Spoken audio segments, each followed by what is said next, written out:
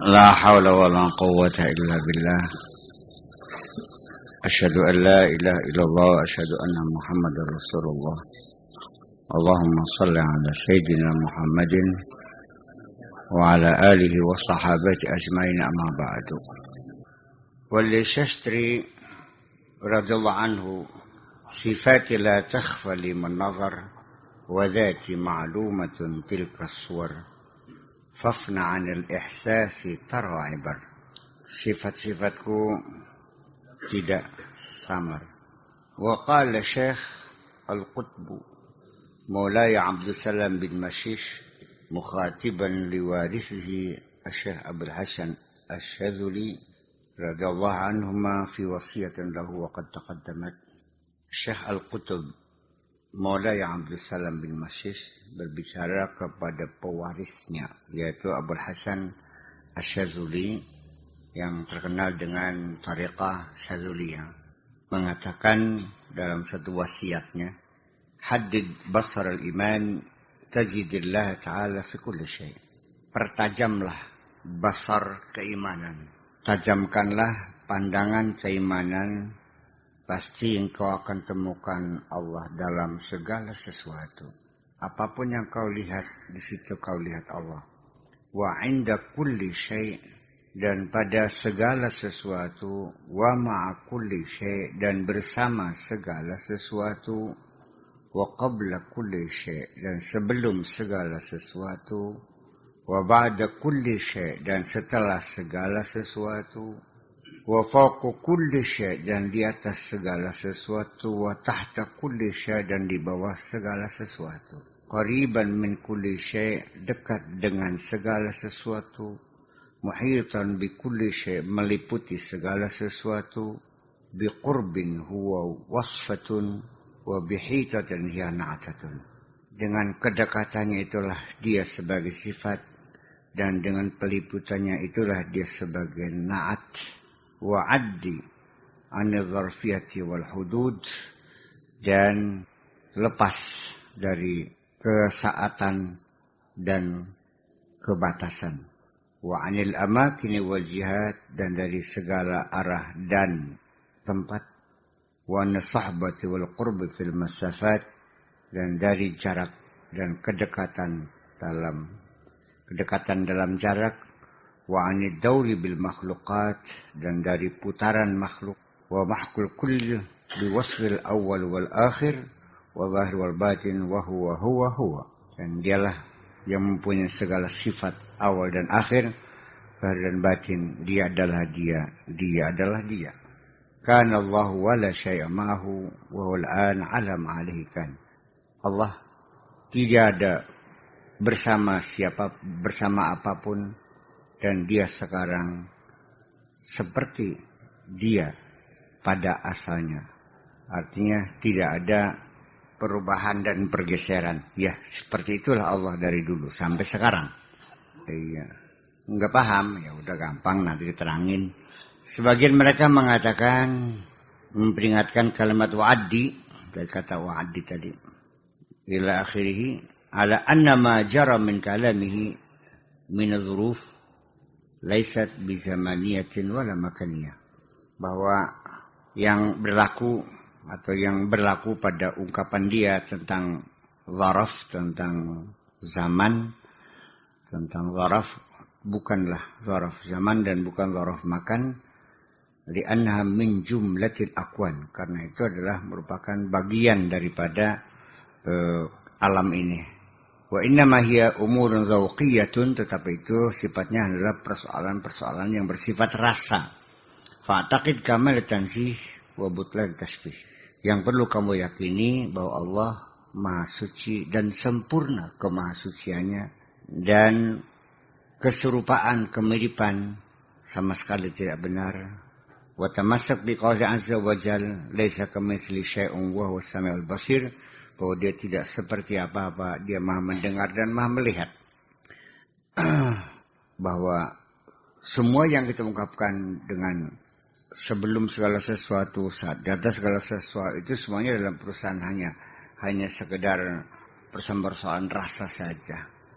Jadi pada akhirnya bahwa Allah tidak bertempat tidak bisa dikatakan di mana, di sebelah mana, di atas mana, karena Allah meliputi segala sesuatu. Ya Allah ya ada, sehingga mana adanya di mana-mana, kapan saja, di mana saja, bersama siapa saja, di atas segala apa saja, Allah selalu ada.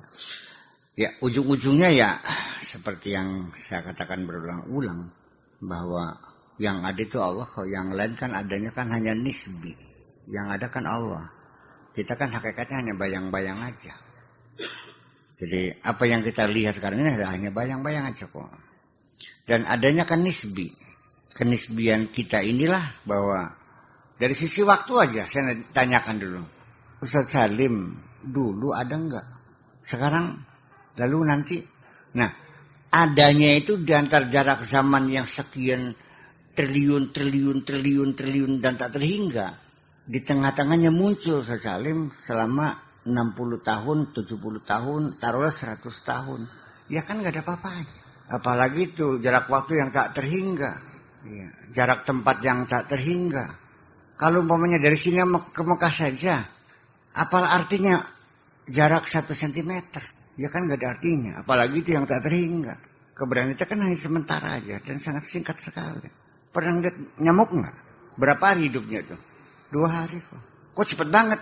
Ya iya. Ketika lamuk yang melihat kita ya cepet. Ya. Kamu juga kalau yang melihat jin cepet banget sih ya. Baru nongol udah mati lagi. Baru nongol udah mati lagi. Konon katanya jin tuh kalau giong anak itu sekali giongan tuh bebaliknya tuh kamu sudah jenggotan. Itu. Non? Ya iya. Wasallim dzalika alihi. Serahkan saja kepada yang ahlinya. Fa inna ma'ala basiratin fi maramazu ilai mimma zaquhu wa wajadu. Jadi ungkapan-ungkapan ketuhanan bagi mereka yang sudah tingkatan sufi tasawuf tinggi ini, kalau kamu tidak ngerti udah serahkan aja lah sama mereka lah, udahlah, biarkan. Mereka itu dengan basirahnya mereka bisa merumuskan apa yang mereka rasakan, apa yang mereka temukan. Kalau kamu nggak merasakan ya udah, jangan dipaksa. Itu maksudnya.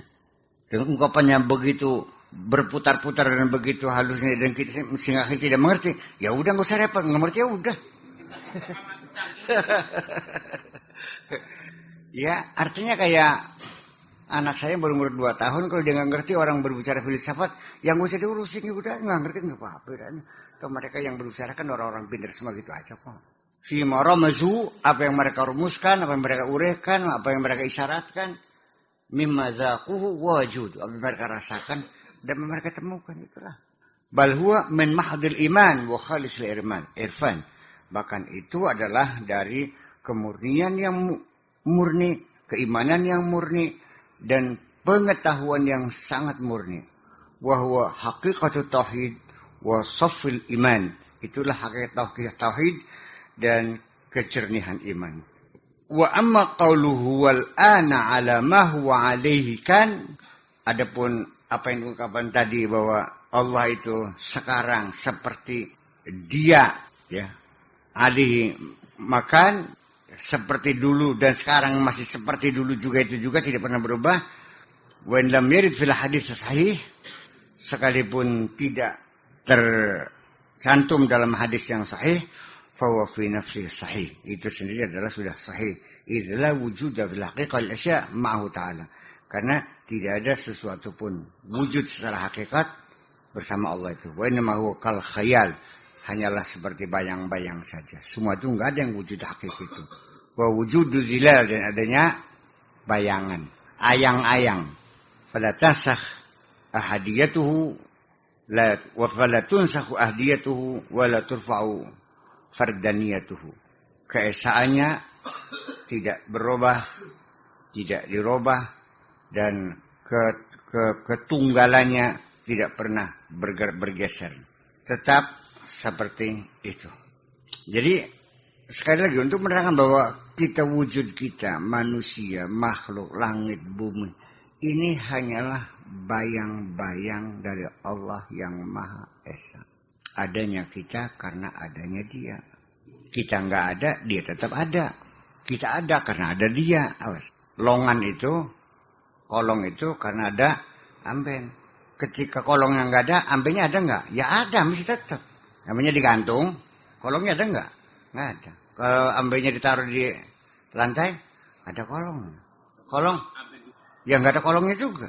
Ya enggak ada. Kalau kolong itu di bawah. Wabil jumlati, secara garis besarnya, faman ghalaba alaihi syudul ahadiyah. Barang siapa yang sudah dikuasai oleh kesaksian akan keesaan Tuhan.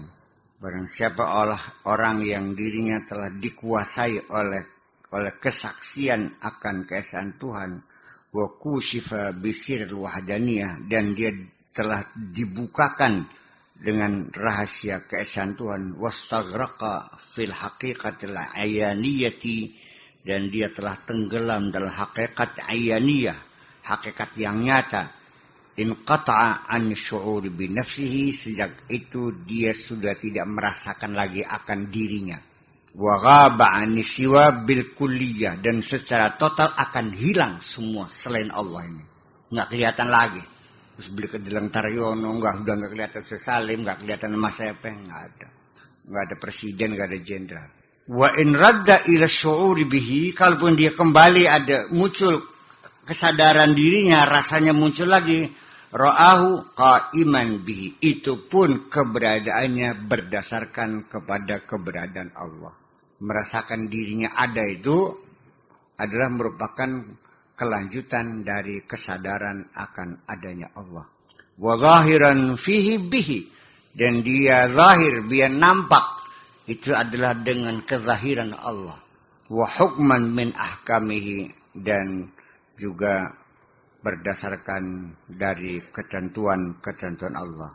Wa qala fi lataifil minani, dan beliau mengatakan dalam kitab Lataiful Minan, wa asbahu syai'in biwujudil kainat idza nazarta ilaiha bi'ainil basirah wujudul zilal wa zil, wujudul zilali wa zil. Mirip, sesuatu yang mirip dengan adanya kainat, makhluk-makhluk yang ada di bumi ini, apabila kau melihatnya dengan mata basirah, yang kelihatan adalah bayang-bayang saja. La wujuda bi'tibari jami'i maratibil wujud, bukan wujud berdasarkan tingkatan-tingkatan wujud, wala ma'dumun bi'tibari jami'i maratibil adami, dan tiada pun tidak berdasarkan pertimbangan tingkatan-tingkatan ketiadaan. Ada yang ngomong bahasa Indonesianya mulak-mulak, muter-muter, yang tidak lazim untuk di Indonesia akan begitu. Memang sulit begitu. Makanya sekarang sulit kalau cerita agama dengan bahasa Arab, saya mungkin lebih mudah ngomongnya daripada pakai bahasa Indonesia. Angel sih. Ya sudah, sekarang mah wa idza sabata zilliyatun lil asari lam tansakh ahadiyatal mu'siri. Kalau memang bayangan makhluk yang ada ini ada, sabata tetap, apa zilliyatun lil asar, ada bayangannya, ada bekasnya, benda ini ada bayangannya, lam tansakh ahadiyatal mu'siri, lam tansakh ahadiyatal mu'siri, itu tidak meniadakan, tidak menasah keesaan yang menciptakannya. Lianna syai'a, karena segala sesuatu itu innama yashfa'u bimislihi wa yudhammu ila syaklihi, karena sesuatu bisanya wujud itu karena dia dilengkapi dengan yang serupanya dan dikumpulkan dengan yang sejenisnya. Kadzalika aidan, demikian juga man syahida dzilliyatal athar lam taqihi 'anillah, lam ta'iqhu 'anillah. Barang siapa yang menyaksikan bayangan dari makhluk asar ini, makhluk semesta ini, dia tidak akan menghalangi untuk melihat Allah. Fa inna zilal asyar fil anhar, karena bayangan-bayangan pohon yang ada di sungai-sungai ada bayangannya. La ta'uqu sufuna anit tasyar, bayang itu tidak akan bisa menghalangi mangsa ketabrak. Nggak mungkin bayangan pohon di sungai itu ditabrak oleh kapal. Waduh, ketabrak ayang-ayangan. Nggak mungkin ada. Kalau tabrakan ya pohonnya yang nabrak pohonnya. Kalau bayangin sih nggak bisa menghalangi apa-apa.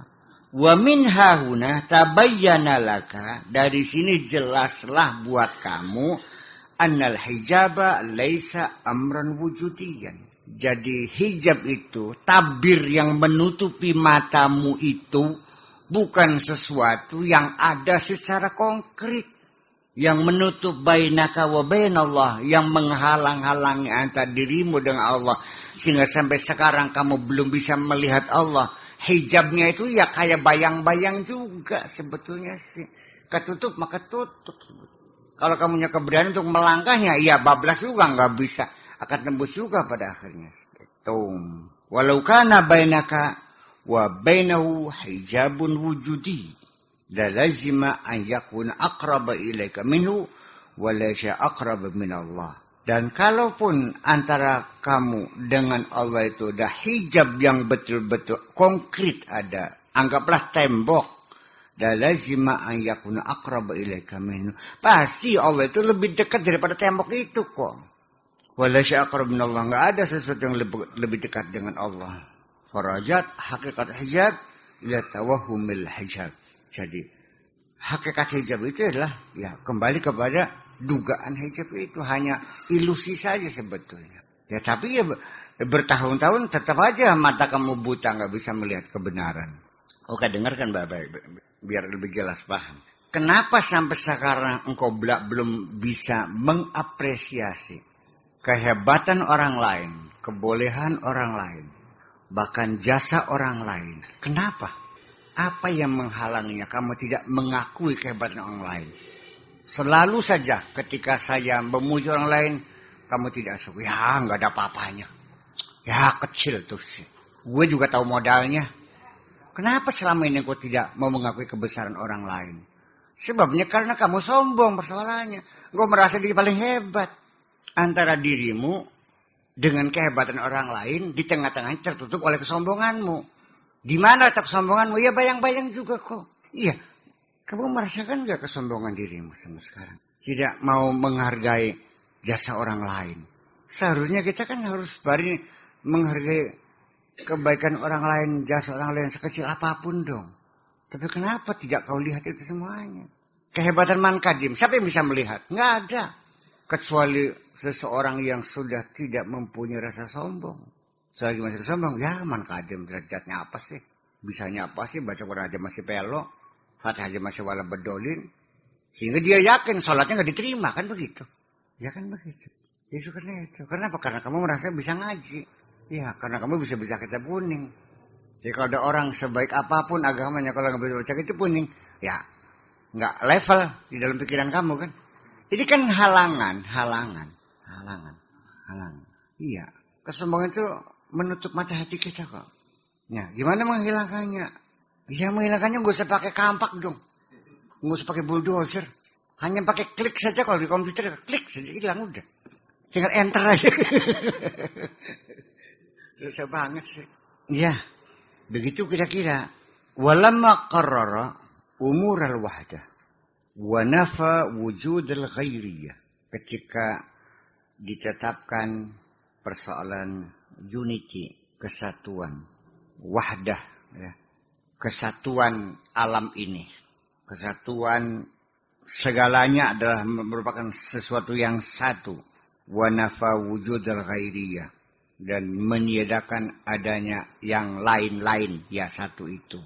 Istasyara sa'ilan yaqulu lahu, akhirnya menjadikan suatu pertanyaan. Wa hadhil mukawwinatu al-zahiratu, alam semesta yang zahir ini, fama taqulu fiha, bagaimana menurut pendapat kamu ma'asubutil wahdah, dengan ditetapkannya adanya kesatuan ini? Oh, jangan digiring-giring ke panteisme ya. Jangan dengan panteisme. Wahdatul wujud itu. Ntar itu belakangan nanti. Fa ajaba bi anna qa'imatun bihi. Semuanya itu bisa ada ya karena Allah. Walaula zuhuru nurihi, kalaulah bukan karena pancaran sinar Tuhan, fiha di alam semesta, fama waharat, alam ini nggak bakal ada. Kama bayyana dzalika biqaulihi laula zuhuru fil mukawwinati ma waqa 'alaiha wujudus sifat. Kalau bukan karena zahirnya Allah, tampilnya Allah di alam semesta ini, maka ma waqa 'alaiha yang terjadi di alam semesta ini, ma waqa 'alaiha wujudus sifat. Maka tidak mungkin akan terjadi alam semesta ini punya sifat. Walau zaharat sifatuhu idmahallat mukawwinatuhu. Kalau sifat-sifat Allah itu tampil, maka akan menjadi lelehlah semua sifat-sifat alam semesta ini. Jadi tidak akan ada kelihatan apa-apa. Sekarang begini aja lah. Kita mencoba untuk mendekatkan pemikiran seperti ini. Kita di satu lapangan, banyak orang, ribuan orang. Kan ada tokoh utama yang akan tampil dalam acara itu. Umpamakan saja Zainuddin MZ lah. Ketika sedang tenar-tenarnya, ketika sedang ngetop-ngetopnya, semua orang tergila-gila ingin mendengarkan MZ. Semua orang di lapangan semua tertuju kepada dia. Sehingga kita sudah tidak memperhatikan teman lagi kok. Kadang-kadang anak juga lupa. Istri juga terpisah, nggak nyari juga enggak kok. Setelah selesai acara, baru kita mencari mana teman, mana anak, mana bini kan. Terlupakan semuanya. Itu baru secara fisik antara manusia yang punya ketokohan, kepribadian, popularitas, tokoh idola, yang semuanya menjadi hilang kok. Nah kenapa sampai sekarang kamu tidak bisa memusatkan segala perhatian dan pikiranmu, perasaanmu hanya kepada Allah? Kalau sudah bisa, ya hilang semua ini alam ini. Itu baru, ini sekedar mendekatkan pikiran saja barangkali ya. Sekalipun jangan disamakan persis. Jadi kalau contoh, tolong jangan diperdebatkan. Nanti nggak bisa habis nantinya. Nanti beri contoh lagi.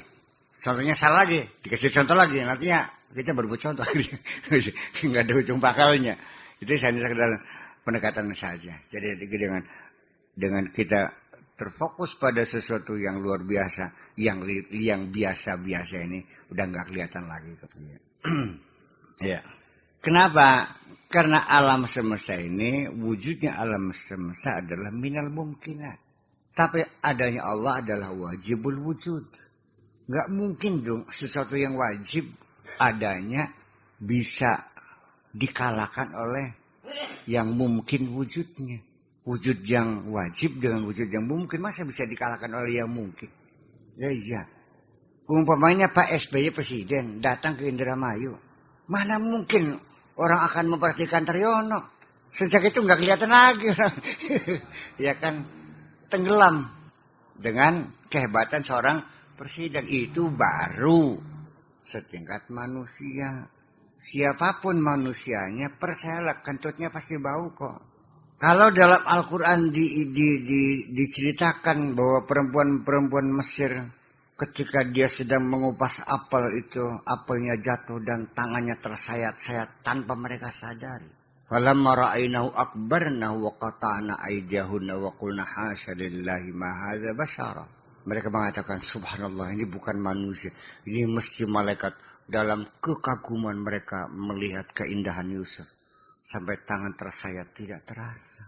Itu baru keindahan seorang manusia kok.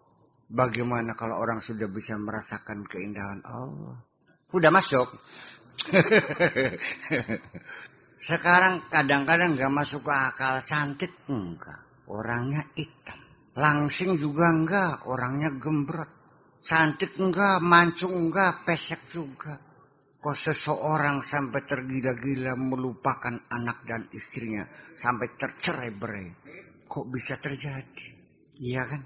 Anak terlantar, broken home, rumah tangga hancur-hancuran, mengejar-ngejar seorang perempuan yang dicintainya, enggak taunya, enggak ada apa-apanya.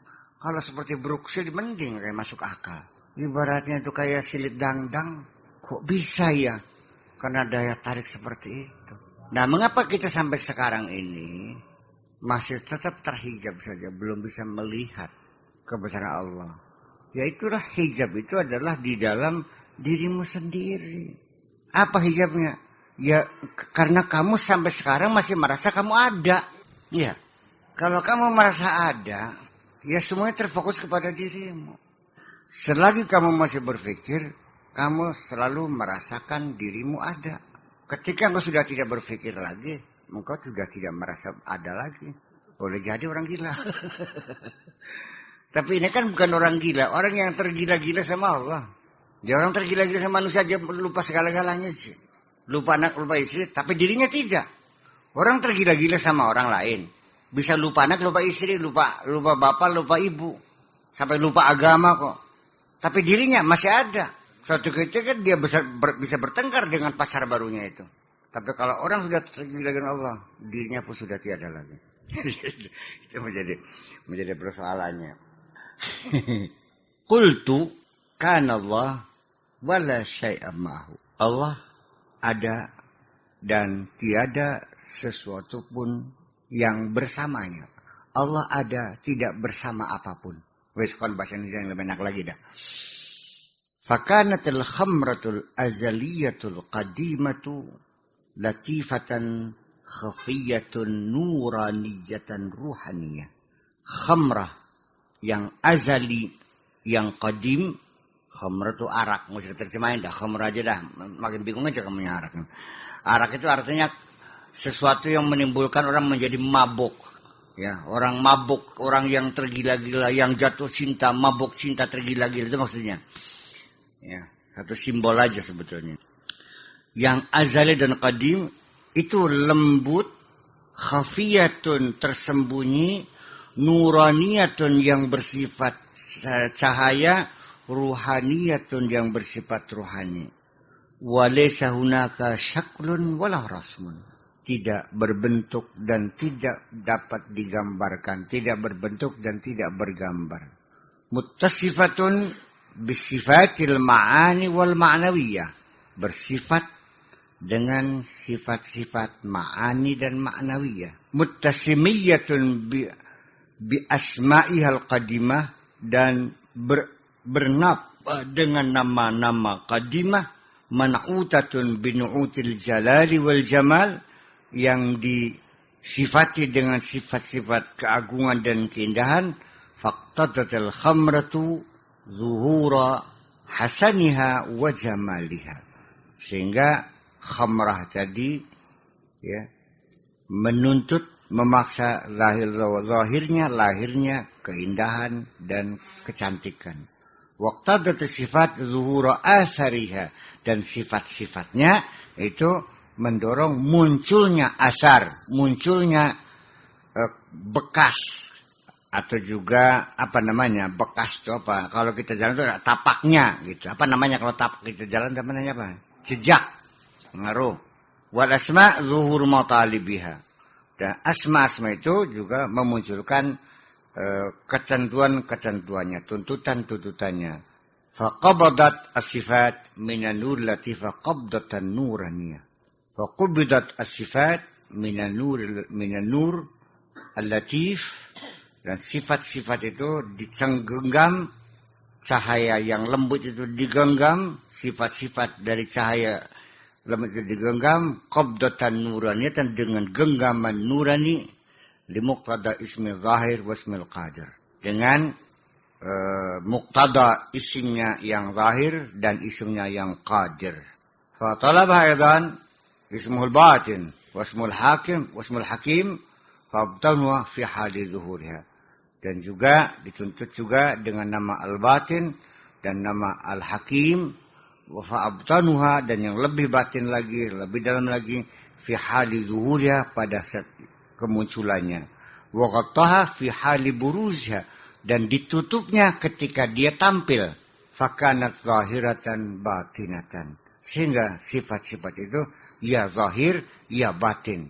Summa tafarra'at tilkal qabdatu, kemudian genggaman itu menjadi bercabang-cabang, ala tafari'a katsiratin, dengan cabang yang banyak, bi'adadi sifati, dengan banyaknya berbagai sifat, wa tanawwa'at ala ajnasin katsiratin bitanawwu'il asma', dan akhirnya bercabang-cabang menjadi berbagai macam jenis yang banyak, dengan bermacam-macamnya sifat-sifat, dengan ketentuan sifat-sifat yang banyak, menjadi jenisnya menjadi berbanyak-banyak. Fal ma'u wahidun wa zahru alwanu. Air itu satu, tetapi bunganya bermacam-macam. Disirami dengan air yang sama, tetapi bunganya menjadi bermacam-macam. Dari yang satu itu. Saya kira ini berbelit kita berbicara tentang sifat Allah. Pada ujungnya mah, mungkin secara pendekatan Mu'tazilah mungkin lebih enak. Pokoknya sifat Allah nggak usah direm. Pokoknya sifat Allah tak terhingga. Asma Allah tak terhingga. Tidak 20, tidak 50, tidak 99. Pokoknya tak terhingga. Kalaupun kamu hitung nggak bakal habis-habis. Sampai pada pengertian di luar jangkauan manusia untuk memahaminya. Kalau memahaminya pakai akal. Nah, saya kira di sini perlu saya jelaskan di tengah-tengah ketidakmengertian kita tentang ketuhanan ini, bahwa pada ujungnya ketika engkau mengerti bahwa akalmu ini ibaratnya seperti satu bangunan yang indah. Tempat kamu bercengkerama, tempat kamu berteduh, tempat kamu menginap, kan begitu. Tapi sayangnya bangunan indah itu nggak ada pintunya, nggak ada jendelanya, nggak ada pagernya. Tikus masuk, anjing masuk, babi masuk, yang baik masuk, yang jahat masuk, ya kan begitu. Sampai musuh pun juga bisa masuk. Jadi di situ pada akhirnya bahwa akal manusia itu hanya sebatas, kesimpulannya adalah sebatas mengumpulkan data, mengumpulkan fakta, menganalisa, lalu ujung-ujungnya menyimpulkan. Kesimpulannya pun bisa salah, bisa benar. Jadi, tetapi ketika engkau berusaha dengan basirahmu, terus melangkah, mendekat dan mendekat kepada Allah, dengan segala kemampuan yang kau milikinya, dengan berzikir, dengan uzlah, tahannus, tafakkur, dengan mengaplikasikan segala ketentuan Allah, termasuk mengamalkan segala perintah Allah, menjauhi larangan Allah, dengan kewaspadaan dan keprihatinan dan sebagainya, setelah berlama-lama mungkin berpuluh tahun, ketika engkau masuk ke dalam kehadiran Allah, disitulah akalmu akan berkata jujur bahwa aku sekarang sudah tidak mengerti apa-apa lagi. Karena ketika engkau berada dalam kehadiranku dan ketika engkau bisa melihat apapun, akalmu tidak bisa berpartisipasi dan akalmu sudah tidak berfungsi. Karena kehadiranku ini berada di wilayah kekuasaan akalmu. Sementara kita kan mengandalkan akal. Oke, kita berbicara berkembang sedikit. Yang menjadi pertanyaan, kenapa kamu kok kenceng banget sih mempertahankan akalmu, mempercayai akalmu? Mengapa sih engkau sampai sekarang ngotot mempercayai matamu? Yang saya melihat sendiri kok, tercolok matamu. Saya mendengar sendiri kok. Sebagai bukti saya melihat sendiri, dengar sendiri. Artinya maksud saya, kenapa selama ini masih juga kau percaya matamu, telingamu, pikiranmu? Padahal matamu sering berkali-kali tertipu. Matamu pun sering berkali-kali tertipu. Dan akalmu juga sering berkali-kali tertipu. Setelah engkau tahu pikiranmu, akalmu, matamu, telingamu sering tertipu, kok tega-teganya masih kau percaya juga? Kalau engkau sekali menipuku, sejak itu aku tidak percaya kamu lagi. Tapi mengapa matamu yang sering tertipu masih juga kau percayai? Masuk akal enggak? Kan aneh. Segitu sering berulang-ulang tertipunya kok masih dipercaya aja sebagai satu kebenaran. Tiap hari mata kita tertipu. Orang yang kelihatannya seperti santri, bajunya rapi, bawa tasbih, penipu gedean. Kita sering tertipu melihat seorang perempuan pakai jilbab, pakai ini. Ternyata pelacur kok. Tapi kita sering kali tertipu melihat orang gembel, ternyata dia ulama besar. Dan kita sering melihat orang yang jahat kita anggap orang yang benar, dan orang yang benar kita anggap orang yang jahat. Dan berapa kali kamu terbohongi oleh pikiranmu mengambil kesimpulan yang salah.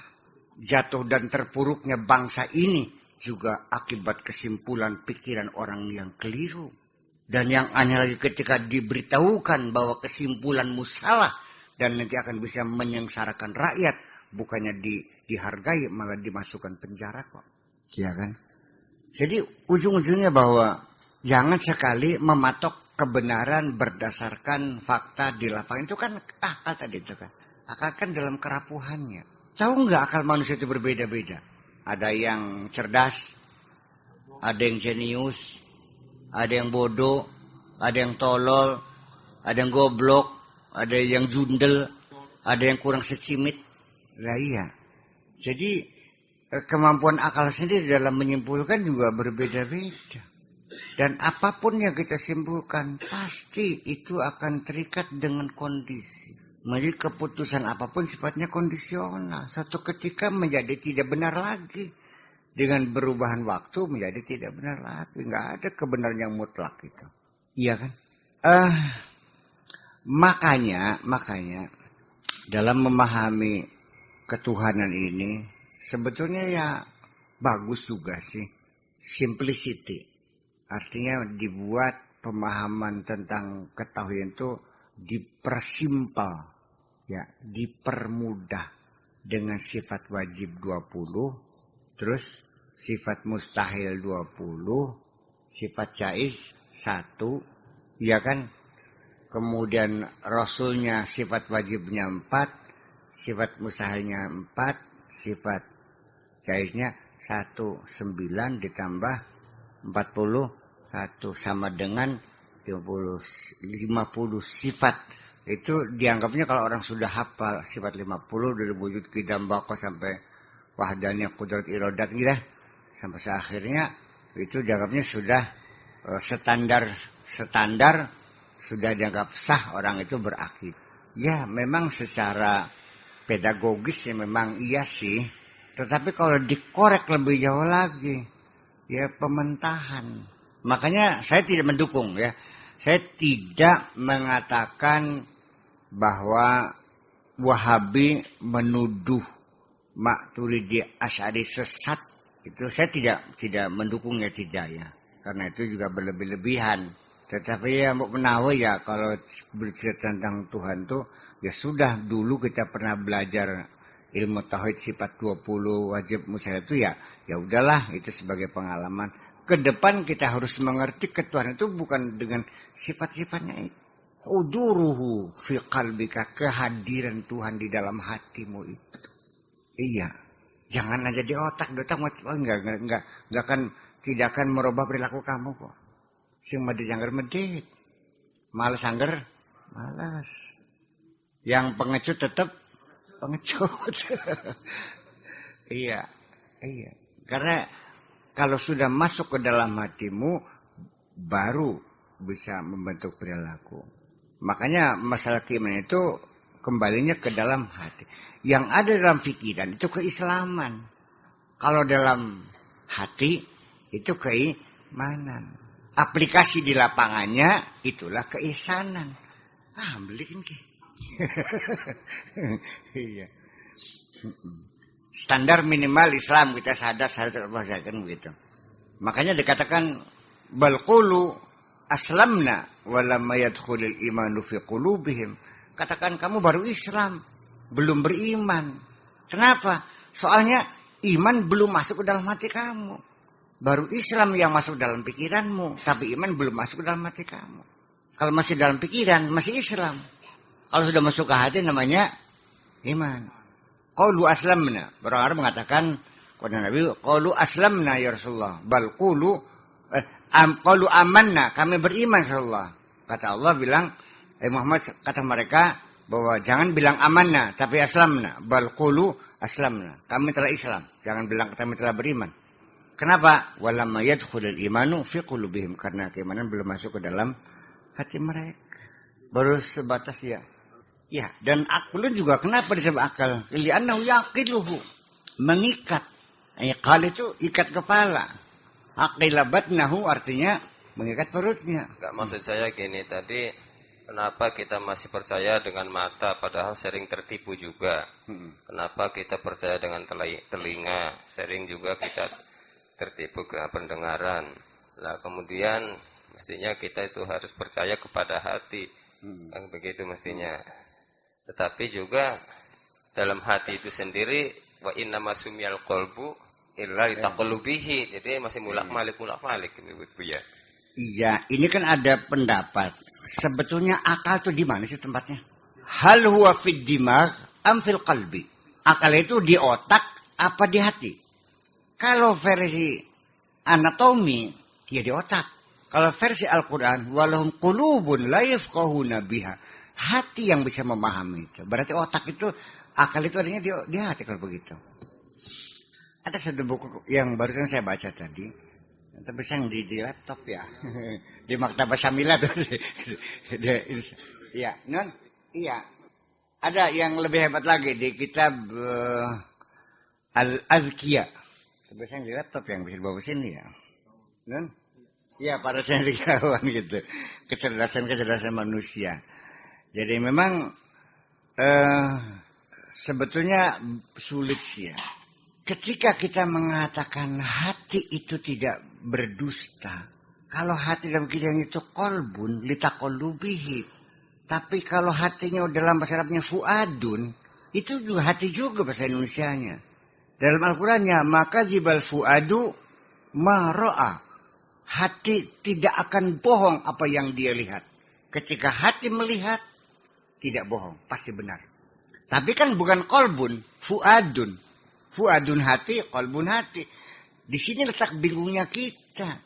Ketika di dalam Al-Quran membedakan antara kolbun dan fuadun itu beda.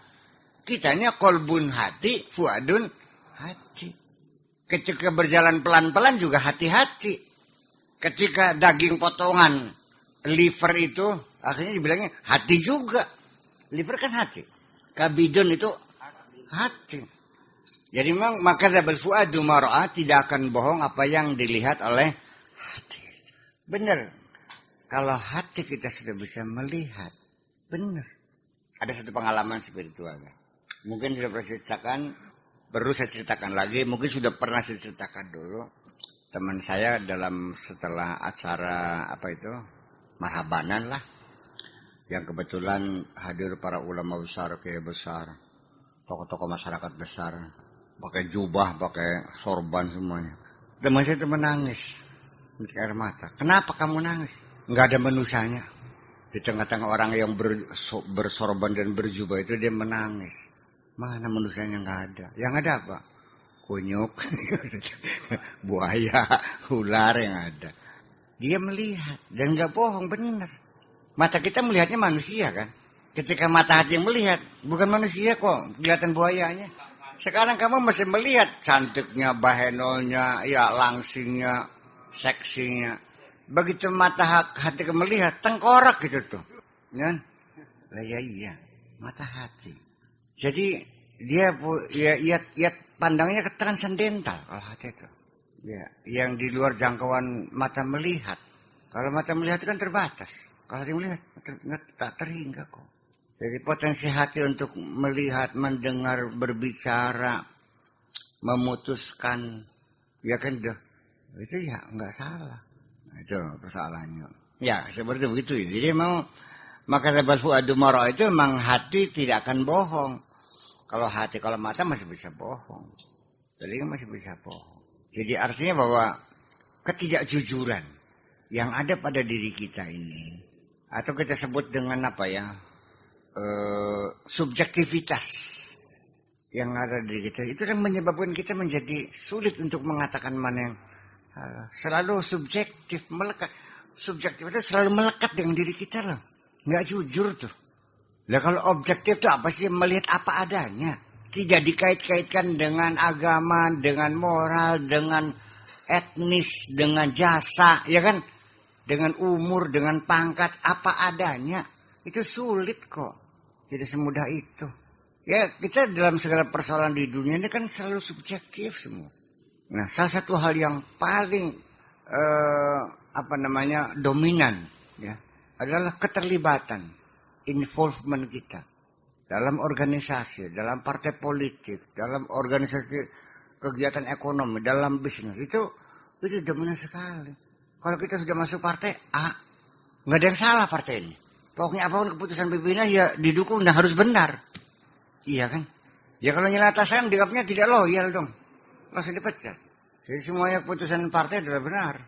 Makanya kalau kamu ingin belajar benar, lepaskan keterikatanmu dengan tatanan alam ini. Jangan memposisikan dirimu sebagai bangsa ini. Jangan memposisikan engkau sebagai agamanya ini. Jangan memposisikan kamu partainya ini, sukunya ini. Lepaskan semuanya. Aku adalah aku. Dan berpikir sebagai aku. Nah, iya, memang iya. Bisa-bisa dia orang gila. Lah, bapaknya salah nggak dibela, gila nggak coba? Negaranya salah nggak dibela, bela negara lain. Orang gila kan berarti. Sulit kan berarti belajar benar tuh. tidak semudah dalam ucapan kita. Berat sekali kita dalam persimpangan jalan ketika kita menentukan siapa kita bela. Katanya membela kebenaran. Benar, kamu bisa membela kebenaran. Nah kalau terjadi konflik politik, konfrontasi negara kita dengan negara lain, secara jujur mungkin kan tuh rebutan pulau dah. Secara jujur, tinjauan ilmiah, tinjauan historis, keputusan PBB, ya kan, kesepakatan dunia bahwa pulau itu bukan milik negara kita. Kita klaim. Sok bela mana kamu? Ya iya, di situ kan sulit ya. Begitu kamu katakan negara saya salah, ya kamu bisa ditangkap. Nah itulah ketika engkau juga sudah bermadhab Syafi'i umpamanya, kamu mati-matian akan membela mazhab Syafi'i. Justru kan itu yang kita belakan hanya Allah dan Rasulnya kan sebetulnya. Selain itu nggak ada. Makanya ati Allah wa ati Rasul wa ulil amri kan nggak ada atiunya, nggak ada. Ketika kita disuruh mentaati pemimpin Allah, ati Allah. Ketika kita suruh mentaati Rasul, ati Rasul. Begitu wa ulil amri minkum nggak ada watiunya. Kalau lembang kan gini, ati Allah, wa ati Rasul, wa ati ulil amri minkum kan. Wa ati ulil amri minkum nggak ada atiunya. Jadi artinya perintah mentaati pemimpin itu tidak sejelas seperti dan mentaati pemimpin itu berdasarkan ketaatan kita kepada Allah dan Rasulnya kan begitu. Ya persoalannya gitu.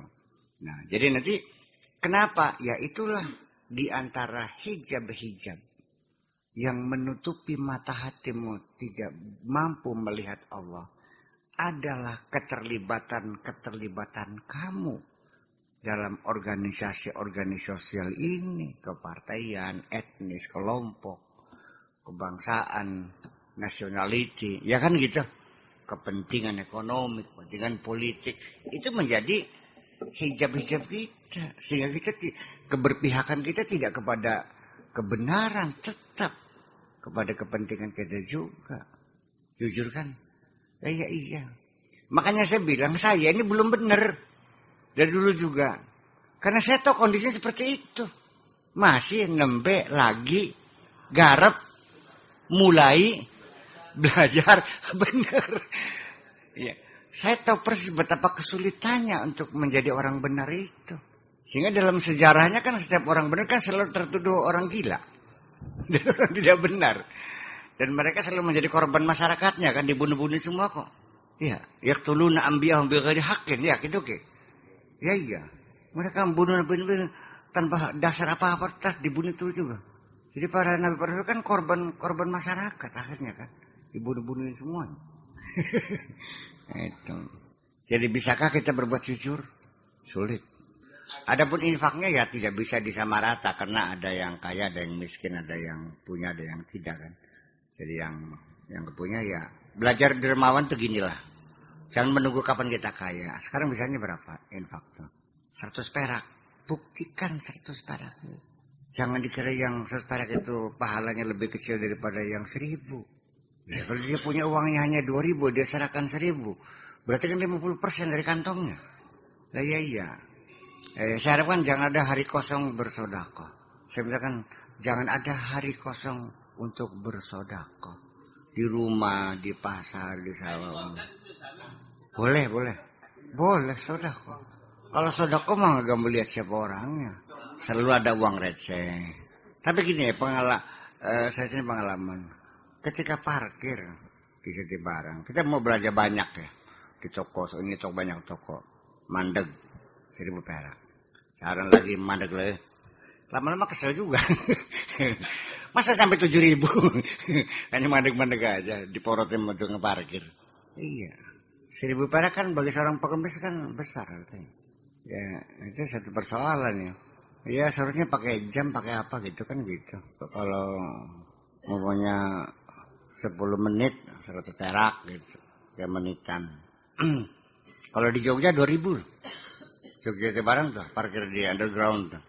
2.000. Ya kalau itu pantas lah karena harga bangunnya juga mahal ya. Pulang pokoknya juga lama. Iya. Ya itu kan semalam pantas lah. Ini kan hanya langsung masuk ke toko, minggir ke toko, beli barang, kunci ini nggak ada, balik lagi 1.000 bayar. Belanjanya nggak jadi belanjanya kan. Ke tokonya lagi, nanya lagi, oh nggak ada, 1.000 lagi parkirnya nih. Barangnya dapat, parkirnya habis 7.000. Ini jadi persoalan juga sih. Ya udah. Jadi begini di penghujungnya ya masalah apa kok ilmu ya. Begini persoalannya bahwa kepercayaan kepada agama ini ya, kepercayaan kepada Tuhan nih pada bangsa yang paling primitif pun itu sudah ada keyakinan akan adanya Tuhan, sudah ada. Dalam artian sang pencipta yang mengatur segala-galanya tuh ada. Sekalipun namanya mungkin berbeda, mungkin Gandarwo, mungkin Wisnu, mungkin Irons, mungkin segala macam lah. Ya kan? Tetapi ketika manusia mengalami kegagalan di luar kemampuan manusia, dia menduga ada yang mengatur kan gitu. Nah, kalau seseorang bertuhan secara substansial sama, Maha Kuasa, Maha Esa, Maha segala macam seperti sifat 20 lah. Tapi namanya bukan Allah, sangka tuh bertuhannya. Oke. Sekarang ada orang menyebut Tuhannya sama. Si ini, si A ya beribadah kepada Tuhannya Allah.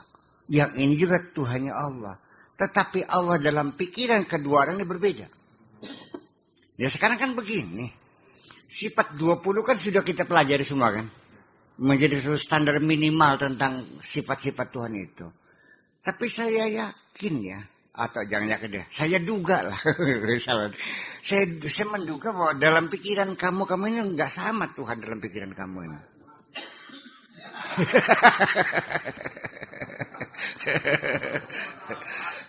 Mungkin ada yang beranggapan Tuhan itu bisa diatur. Tuhan bisa tawar-menawar. Iya. Ada lagi Tuhan yang berkuasa mutlak yang bisa diatur, yang sekarang PDW. Ada juga dalam pikiran kita mungkin Tuhan maha kaya tak terhingga, semuanya milik dia. Ada lagi dalam pikiran kita Tuhan itu miskin, nggak punya apa-apa. Ya artinya bahwa ketika dia diajak bekerja kepada Allah ragu. Nanti siapa yang gaji saya? Ya kalau dia itu Allah kan nggak ada gajinya berarti kan. Ya mati apa? Mati kutu kan. Kalau Allah. Saya kira mungkin ya banyak sekali orang yang masih ragu Allah bisa kasih gaji kan. Ya dari mana gajinya? Emang Allah punya duit gitu. Nah jadi kan artinya gini. Ketika orang itu berdakwah mengajak orang untuk meyakini Allah, untuk mengabdi kepada Allah, dianya sendiri nggak yakin kok bahwa mengabdi kepada Allah itu akan mendapat imbalan. Termasuk juga dalam keyakinan kita, apakah kamu sudah meyakini bahwa Allah selalu mengawasi perbuatan kamu? Makanya Nabi kan mengatakan begini, tidaklah seorang itu beriman ketika dia melakukan kemaksiatan. Seorang mukmin ketika mencuri, dia pada saat mencuri dia tidak beriman kok. Lalu akhirnya berkepanjangan kepada az-ziyadah wan nuqsan, bahwa iman itu bisa bertambah dan bisa berkurang. Kalau Ahlussunnah wal Jamaah mengatakan yazidu wa yanqus. Kalau Mu'tazilah la yazidu wa la yanqus. Tetap permanen. Kalau iman ya iman, enggak ya enggak. Ya kalau masih kurang ya berarti belum beriman dong. Sekarang ente yakin enggak ada kota Jakarta? Dasarnya mana? Pernah ke sana kan? Mungkin enggak Anda masuk dalam situasi keraguan. Jakarta ada enggak ya Jakarta nih? Ya, nah itulah kira-kira. Mu'tazilah secara rasional begitu. Nah sehingga kita ambil jalan tengah aja begini. Mungkin yang bertambah berkurang itu bukan imannya. Tetapi manifestasinya yang berkurang. Iya. Iya kan? Jadi penjelmaannya itu. Ya kita ini mengalami. Pernah enggak kamu itu rajin banget salatnya? Pernah enggak malas sekali? Nah kenapa? Jadi bukan imannya tapi apa? Ya bukan prakteknya, manifestasinya yang ya pasang surut itu, yang naik turun tuh, mengejawantahkan tuh apa? Iya kedermawanan kita juga naik turun, kadang-kadang kita dermawan sekali, kepengen ngasih aja, kadang-kadang juga meditnya keluar, spesial aja sayang keluar meditnya. Ya saya nggak tahu berapa ngasih karaoke tuh. Ya, yang menjadi persoalan itu kan ya peradaban orang nyanyi dapat duit tuh. Pada zaman Abbasiyah juga sudah ada seperti Abu Nawas itu kan semacam penyanyi yang selalu mendapatkan uang dari pendengarnya. Sawer. Di Nawadilelia, Night Club tuh. Yang kamu baca syairnya Ilahi lastu li furud ahla tuh. Itu kan penyanyi Night Club. Iya. Dan biasanya rezeki nomploknya itu kalau diundang ke istana hadir raja. Nah kalau nyanyiannya itu berkenan itu sekandek emasnya. Ya kalau raja sawernya gede. Jadi budaya sawer untuk para penyanyi itu sejak zaman dahulu sudah ada. Iya. Itu namanya al-irtizak ya. Al-irtizak mencari rezeki. Penyair-penyair yang tukang ya untuk mencari rezeki itu.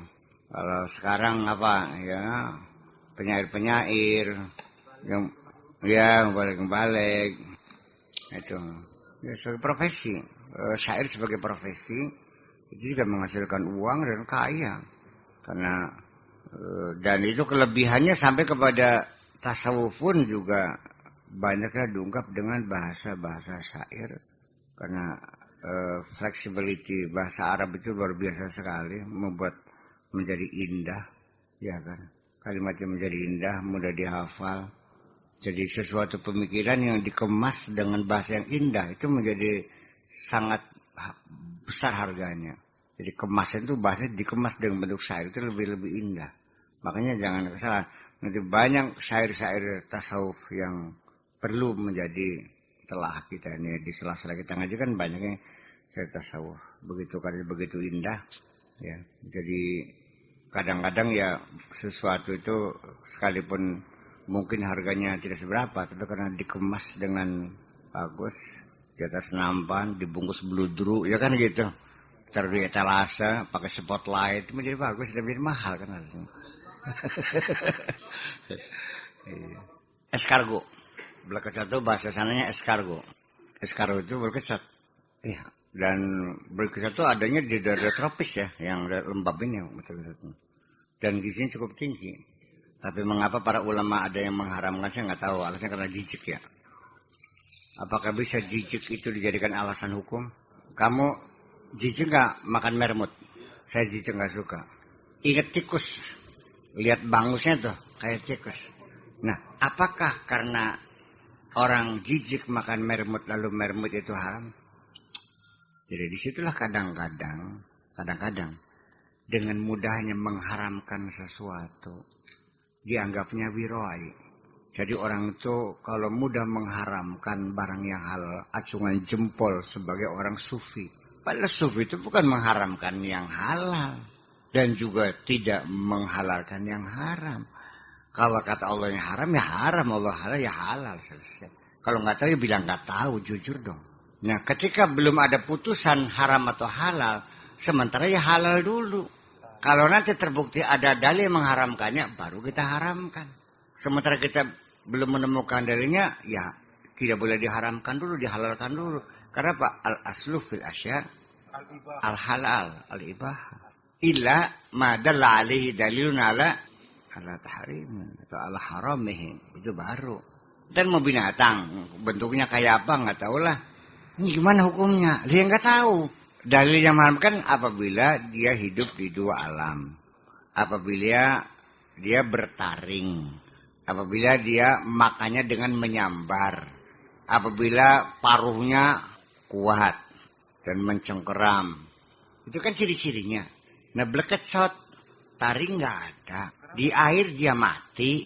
Hanya mengeluarkan lendir-lendir itu yang menjijikan itu. Ya, itulah jadi kadang-kadang situ. Ya, Nabi aja ditegur kok ketika mengharamkan barang yang halal. Nabi aja ditegur. Ya ayyuhan nabiyyu lima tuharrimu ma ahallallahu lak. Wahai Nabi, mengapa kau haramkan sesuatu yang Allah halalkan? Kok lancang banget sih? Gitu dong. Dan ya sama. Keraca, bekecot, kayak kiong. Tapi dalam tafsir ada. Jadi kalau haramnya Al-Quran kok, kalau haramnya haram makruh. Enggak. Kalau makruh. Kalau dari haramnya Al-Quran lebih kuat daripada hadis ya mungkin. Halal akibat dari kiasnya seorang ulama ya mungkin lebih lemah lagi, tapi ya tetap haram. Itu juga kan ijtihad. Iya, ijtihad ulama juga kan tidak sembarangan juga kan. Mereka juga cukup hati-hati kok. Sehingga kita juga merasa tenang mengikuti pendapatnya kan gitu. Tapi mau bakal disulaman sing ijtihad. Apa iya gitu ya. Ya saya sendiri yang ngaji 50 tahun saya ngaji nih, ya kan. 30 tahun di Indonesia, 20 tahun di luar negeri. Kalau saya beristihad, masih banyak yang ragu kok. Iya kan? Apa iya kan bisa beristihad kok? Iya kan? Iya. Ya padahal saya ngimpit tuh pakai bahasa Arab loh. Ya iya. Ya tapi yang ngomongnya yang kun saking lawas ya, saking pinter ya. Dan nah itu. Tapi yang jelas begini, bahwa persoalan-persoalan ubudiyah yang sudah baku, yang ini saya kira itu tidak perlu diistihadi ya. Tapi persoalan-persoalan kekinian dan kedisinian itu yang perlu diistihadi. Iya dong. Ya, kan berkembang, tatanan ekonomi dunia baru berkembang terus. Hukumnya kan berkembang, udah gitu. Ya nggak bisa dong dengan jawaban wallahu alam nggak bisa, ada terobosan. Sekalipun nanti istihad fardhi nggak bisa, minimal istihad jama'i. Nah makanya di Saudi Arabia kan ada apa namanya majma'ul fiqh ya, apa namanya itu, majma'ul fiqh namanya. Jadi lembaga fikih yang ini. Ya mengistihadi persoalan yang baru muncul sekarang inilah gitu. Sebab setiap hari itu muncul persoalan baru yang kita nanya bagaimana hukumnya, nggak tahu deh, bingung. Boleh tak nggak boleh? Kredit, gade, ya apalagi arisan, iya kan?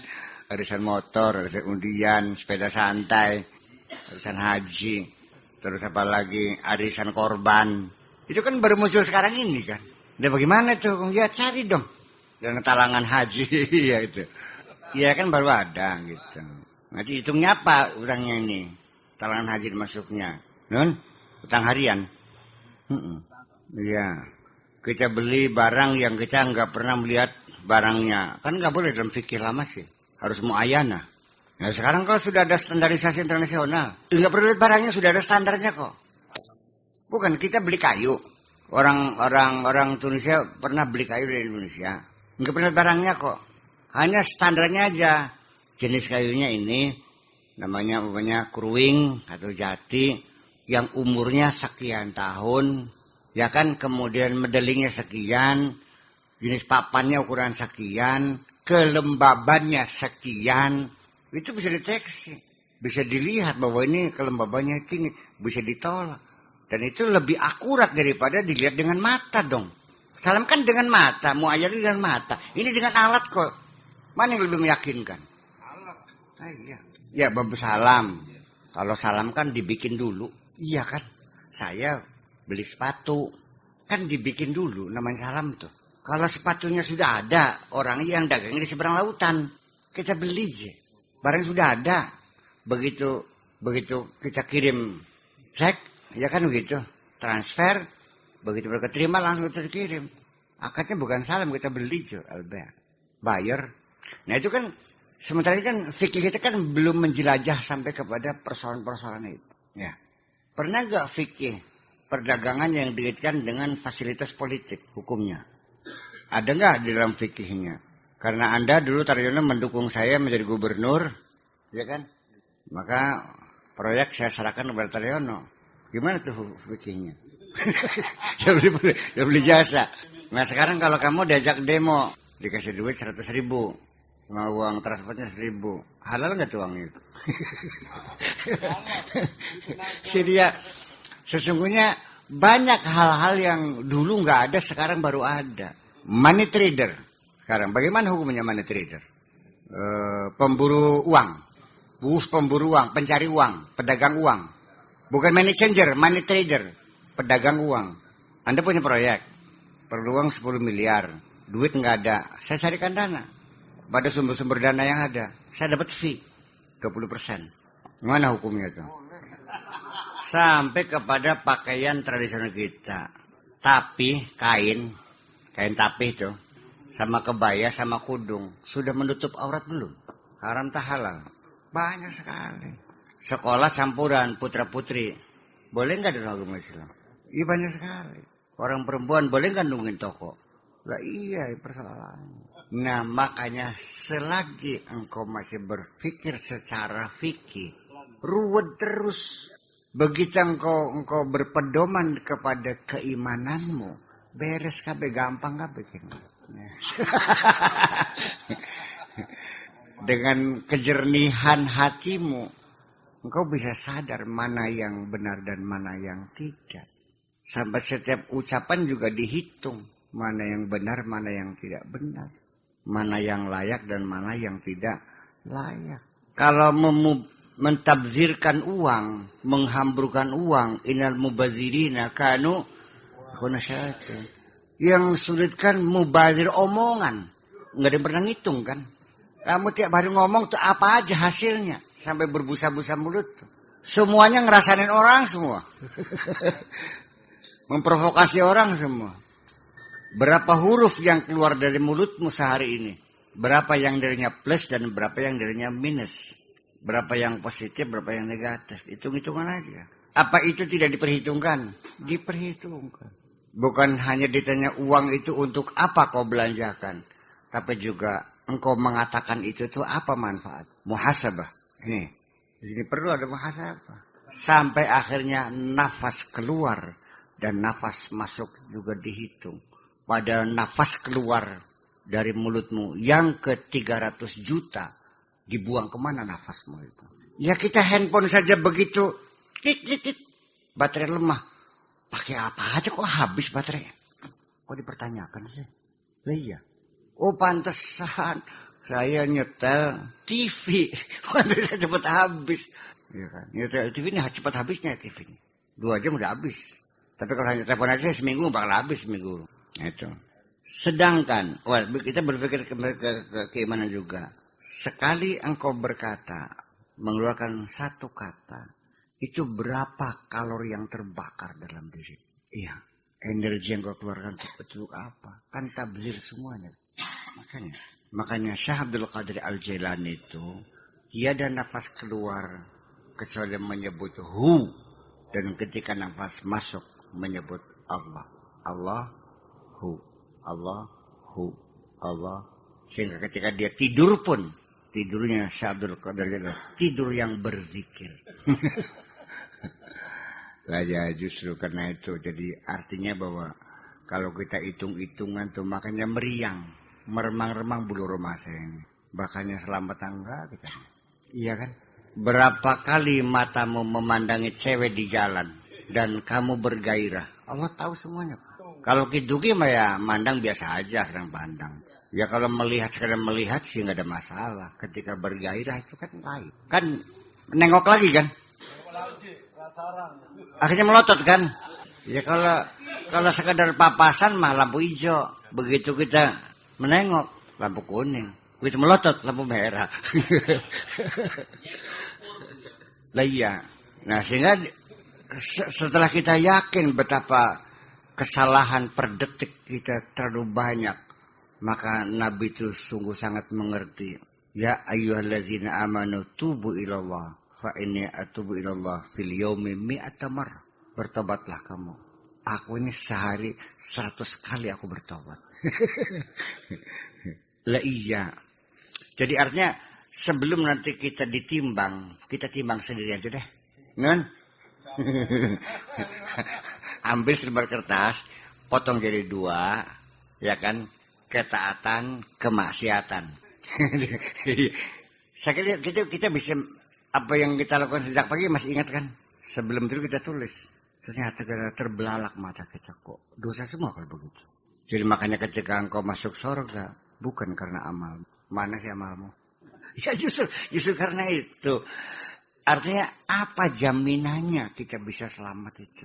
Ditambah rezeki yang kita makan juga campur aduk, nggak karu-karuan. Sampai sekarang juga saya tidak menemukan rezeki yang 100% murni, itu nggak ada.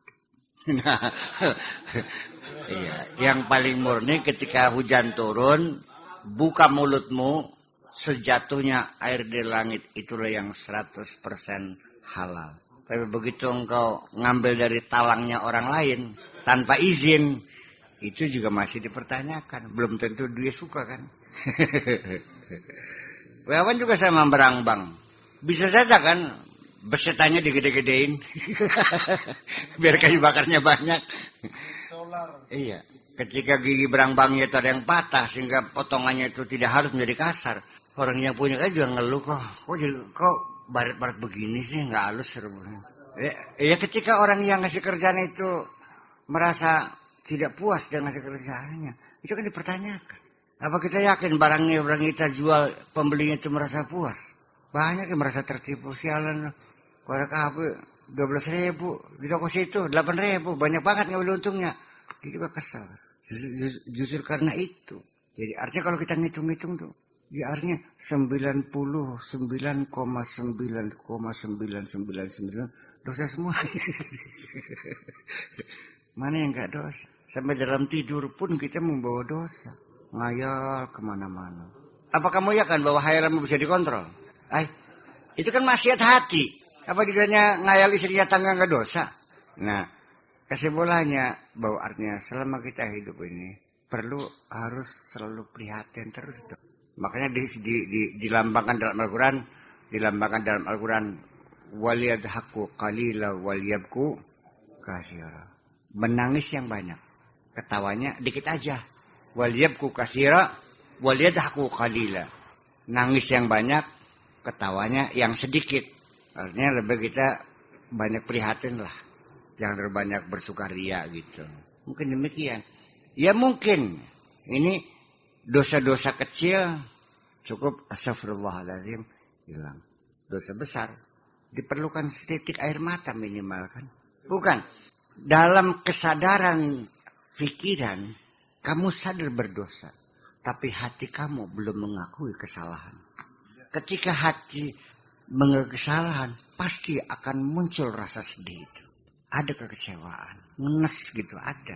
Sehingga sekalipun kau tahu istighfar 1000 kali, ya air mata tetap terbelalak, nggak pernah menitikkan sedikit setetes pun enggak kok. Hati mengakui, tapi akal mengakui, hati tidak merasakannya. Maka sulit untuk menangis.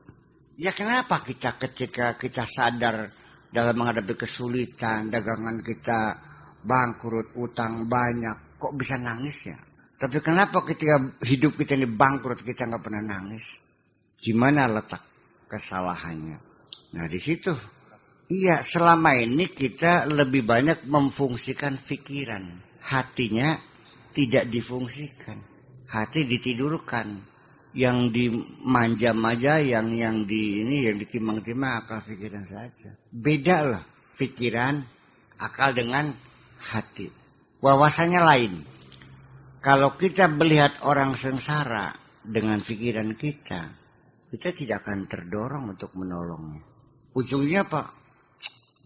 Males. Itu kan akibatnya karena kemalasan itu. Akal kita tidak akan menawarkan satu bantuan dan pertolongan, tapi akan mempersalahkannya. Iya. Apalagi orang yang sengsara itu dulu pernah menyakiti kita. Puas loh. Rasa loh. Giliran lu sekarang ya. Iya. Tapi kalau hati kita berfungsi ya tidak dong. Karena hati kita tidak akan menyimpan dendam kepada siapapun. Makanya di sini nanti ada satu kajian khusus tentang hati ya, hati.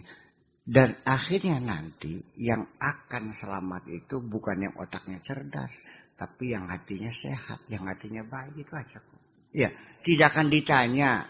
Punten ini, mungkin kita terlalu banyak hadis inna awwala ma yuhasabu bil mar'i yaumil qiyamah awwala ma yuhasabu bihil mar'u yaumil qiyamah as-salatu. Amalan yang akan pertama dihisab nanti hari kiamat adalah salat. Jadi salat itu menjadi satu acuan patokan standar kebenaran seseorang. Tapi ya saya menduga ya saya kira ya langsung ke depan ini dilihat hatinya aja kok. Iya. Bukan selama ini kita melakukan sholat kan. Yakin gak sholat kamu bener tuh? Kalau Allah memberikan komitmen inna sholata tanha anil fakhsyai wal munkar. Sholat itu mencegah kejahatan. Efektif enggak sholat kamu mencegah kemungkaran tuh? Enggak. Jadi banyak persoalan-persoalan. Jadi ya saya jadi akhirnya mempertanyakan lagi. Kamu ini sudah level mana keislaman kamu ini? Sudah level mana keimanan kamu itu? Apakah masih TK? Apakah sudah SD? Sudah SMP? SMA? Udah perguruan tinggi atau playgroup? Atau sudah tingkat doktor? Nah itu introspeksi saya kira. Nah nanti kelas iman itu tidak berkaitan dengan kecerdasan seseorang. Ya itu paradigma seperti itu ya salah mangga. Iya. Nabi kan ngomong sama orang. Orang ini kan levelnya segitu, omongnya kan tidak sama. Nabi tuh ngomong sama Abu Bakar tidak akan sama dengan Abu Hurairah, nggak sama. Ngomongnya pada siapa? So, ketika Nabi ngomong sama Sayyidina Ali, lain bahasanya. Sangat sulit sekali. Ya kita juga sama. Ngaji di Brungut. Tidak akan sama dengan waktu saya ngaji di BI dong. Di Bank Indonesia. Iya kan? Sama gak? Saya ngaji di Pendopo dengan ngaji di Brungut. Ya lain dong. Di depan saya ada. Ya lain, dikemas. Masa Rasulullah nggak begitu ngomongnya? Iya dong. Nah makanya ketika hadis itu, iya, ada 3 persoalan yang menyebabkan orang bisa merasakan manisnya keimanan itu. Ada 3 persoalan yang mendorong orang seorang bisa merasakan manisnya iman. 1, ketika dia itu mencintai Allah dan Rasulnya. Selain itu nggak ada deh yang melebihi. Ya kan begitu.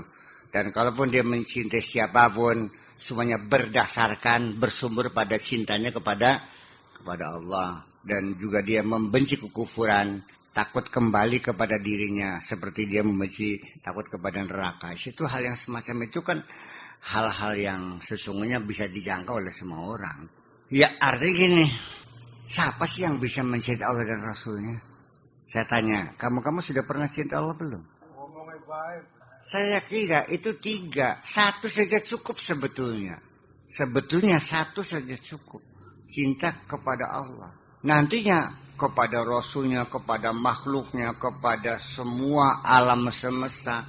Itu akan menjadi satu manifestasi yang pasti dari cinta kepada Allah. Termasuk menjaga lingkungan, pencemaran udara, dan sebagainya. Ya kan? Karena cinta dia kepada Allah. Dia tidak akan suka melihat orang yang merusak alam ini. Mas Gusola di Kawi, di lautan aja Allah tuh sudah betapa hebatnya untuk membendung pantai supaya jangan abrasi. Oleh Allah ditanami mangrove yang akarnya tuh cabang menyabang kan begitu bergelantungan sehingga bisa menahan abrasi. Dibabat oleh manusia, dijadikan empang, ya habis. Ya kan gitu. Kalau kita sudah mencintai Allah, kita mencintai semuanya. Sampai transandental cintanya itu. Bukan hanya kepada manusia, binatang pun dia cinta. Mung sayangnya organisasi kasih sayang binatang itu adanya di Eropa, bukan di negara Islam. Yang menjadi pimpinannya Brigitte Bardot, bintang film Perancis dulu itu. Iya, yang melawan kera dijadikan eksperimen di Amerika, demo mereka. Ini binatang kita harus kasihan dong. Masa kera di eksperimen dipotongin kepalanya, diseset-seset gitu, gimana sih, nggak punya peri kebinatangan.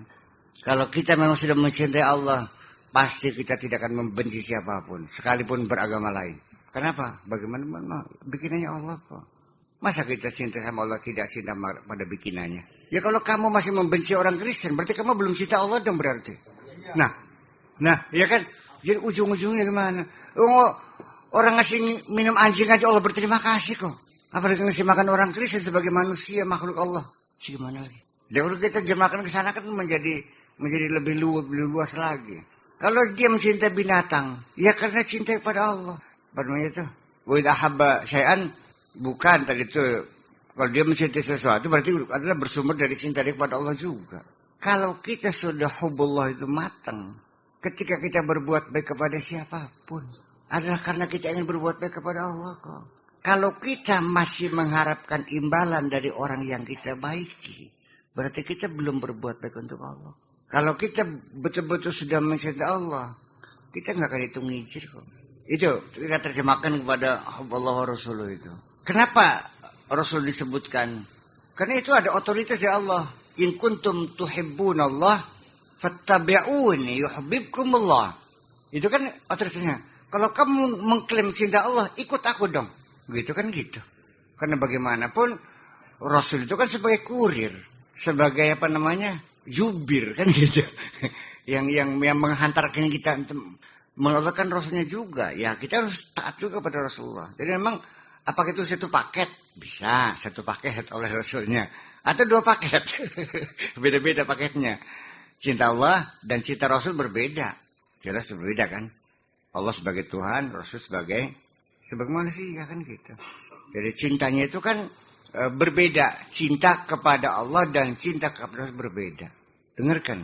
Cintamu kepada negara sama dengan cintamu kepada cewek. Ya lain. Cintamu kepada anak, cintamu kepada istri, sama enggak? Lain. Formulanya berbeda. Kalau cinta kepada istri, masih ada imbalan. Kita pengen dilayani. Kita pengen istri masak untuk kita. Kalau kita pengen di PJT. Kalau kepada anak, lebih tinggi cintanya. Kita berkorban segala-galanya untuk anak. Ya kan begitu. Kalau cinta pada Allah itu apa ujungnya? Fana. Di penghujungnya adalah fana. Tapi cinta kepada Rasul adalah ketaatan. Ya kan? Secara total. Nah, orang yang mampu totalitas kepada Rasul itu adalah Abu Bakar. Cari yang bahasanya. Ngomong durung mingkem gak mesti iya dengan Abu Bakar mah.